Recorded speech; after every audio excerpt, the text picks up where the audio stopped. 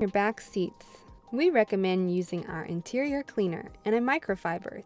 We'll start with the bottom strip. Spray slip solution on your hands and the install area.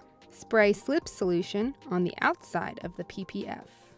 Peel and spray the inside of the PPF. Start by aligning the top. Make sure it aligns horizontally and then check that the sides are aligned. Once aligned, spray slip solution on the PPF and squeegee the solution out, starting from the middle.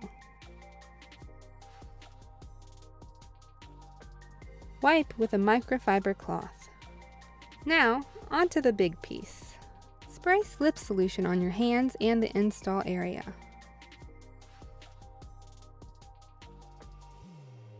Spray slip solution on the outside of the PPF. Peel and spray the inside too.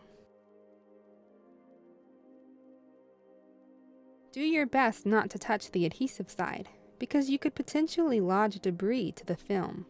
Start by aligning the top. Make sure it aligns horizontally and check that the top has a small margin. Once aligned, spray slip solution on the PPF and squeegee the solution out on the top. Once the top is tacked, align the sides and squeegee the water out. Make sure to check that it's still aligned as you go.